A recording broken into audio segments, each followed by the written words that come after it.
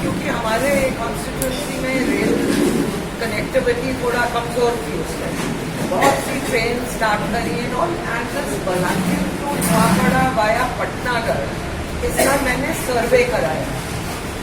Then वो सर्वे 9 में आए, लॉस्ट द इलेक्शन, तो ये 9 में सर्वे हैड स्टार्टेड और 13-14 तक सर्वे कंप्लीट हुआ। 16 में उसको शेल्फ कर दिया और उसके कागज मैंने जब अश्विनी वैष्णव जी आ रहे थे तो बलांगीर के पत्रकार लोगों ने मेरे से कागज भी मांगे थे। I shown all the authentic documents from the railway board और 16 को ये शेल्फ कर दिया गया। अभी हम लोग इसको दोनों मिलके अश्विनी जी से रिक्वेस्ट करके इसको वापस हमने रिवाइव किया। अब आप लोग सब बुद्धिजीवी हैं या आप लोग सब जानते हैं कि फेडरल सिस्टम ऑफ गवर्नमेंट जो हमारा है उसमें the proposals have to go from the state government and then centre उसको स्टडी करके सर्वे करा के पॉलिसी करे। पर इस केस में उनका डिमांड स्टेट गवर्नमेंट का was Bargarh to Nuapada via Madan, जो भी उसके लिए भी सर्वे के लिए गवर्नमेंट ने दिया। पर मैं अश्विनी वैष्णव जी को बहुत बहुत धन्यवाद देना चाहती हूँ कि ये जो एक रेड प्रोजेक्ट हो गया उसको रिवाइव किया है बहुत मुश्किल से।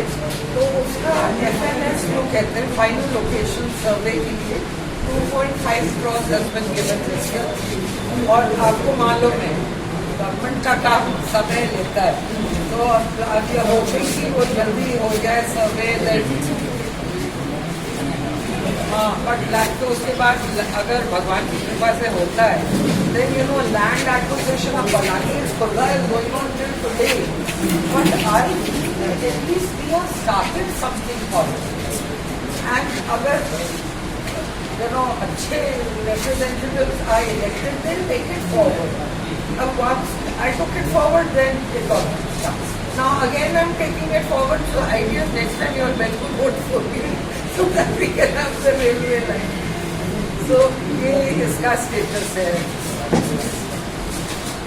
हाँ, हमें किसी एडवोकेट हमें डिसाइडेड एंड ऑल्सो डिस्कशन ଯେତେବେଳେ ଲ୍ୟାଣ୍ଡ ଏକ୍ୱିଜିସନ୍ ଆରମ୍ଭ ହେବା ସେଥିରେ ସମସ୍ତେ ଆମେ କୋପରେଟ୍ ବୁଝିଲେ ସବୁ ଆମେ ଏଡଭୋକେଟ୍ ମାନେ କଥା ଯେ ଆମେ ମଷ୍ଟ କୋପରେଟ୍ କର୍ମା ଯେନ୍ତା ଲିଙ୍ଗର ନାଇଁ ହେବା କୌଣସି ଲିଟିଗେସନ୍ ଲିଙ୍ଗର ହେଲେ ମାନେ ଡିଲେ ହେଇଯିବା ସେଥିଲାଗି ଆମେ ଅଲରେଡ଼ି ଡିସ୍କସ୍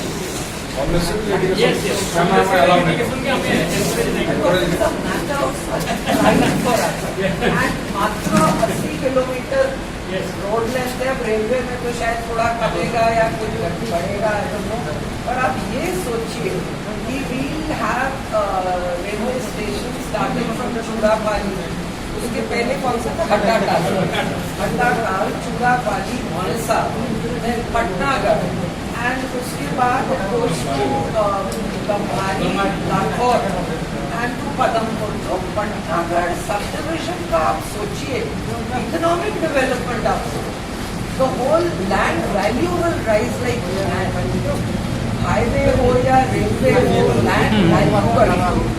तो जो हमारी जमीनें आज हैं उसका 4 गुना लैंड वैल्यू बढ़ेगी। So it is a win win situation for us.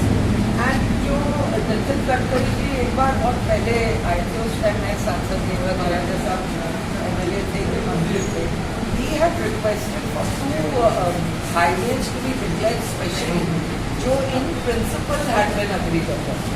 So that one is ये बोरीगुमा बरगढ़ वाले कोई एक्सटेंशन वाया पटनागढ़, उसमें bypass also. See the tragedy is कि मैं सिंगल हैंडेडली लड़ रही हूँ, स्टेट गवर्नमेंट से हमें सपोर्ट नहीं ना। जो रिप्रेजेंटेटिव्स हैं वो मैं यहाँ के लिए नहीं बोलती, मैं सोनपुर के भी गई।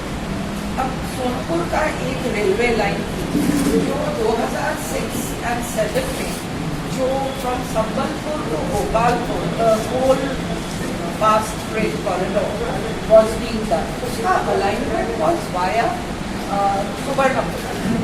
अच्छा, उसके बाद I happily lost the election. उसके बाद they have taken it to Reda. अभी हम लड़ रहे हैं कि जब मोदी जी ने बोला है कि I want places which are not on the map to be included, so that हमारा तो situation बनता है. And Sonpur is also famous for Sambalpuri, बर्फाली लगा हुआ है. धार्मिक पर्यटन के लिए हम लोग का इंडिया अब हमारे को कोई ऐसी नहीं है, कुछ mining activity hard major minerals की नहीं. या वहाँ भी निरंजन बाबू जी का finance number 2 in the state. आप ये सोचिए, बिकॉज होम पोर्टफोलियो अगर मुख्यमंत्री के पास नहीं होता तो होम मिनिस्टर नंबर 2, और अभी नवीन बाबू के पास होम पोर्टफोलियो तो फाइनेंस मिनिस्टर नंबर 2. पद्मनाभ बाबू बोथ MLAs प्लानिंग मिनिस्टर. ये दो अगर जाते तो ये प्रपोजल दिल्ली नहीं जाता, पर नहीं गया. हाँ, ट्रांसपोर्ट ऑल्सो. तो इन दोनों के बीच में तो 4-5 पोर्टफोलियो थे. तो इट हैज टू बी, राजनीति अपने जगह में सुंदर है, पर यहाँ लोगों का डेवलपमेंट है. We should stand United.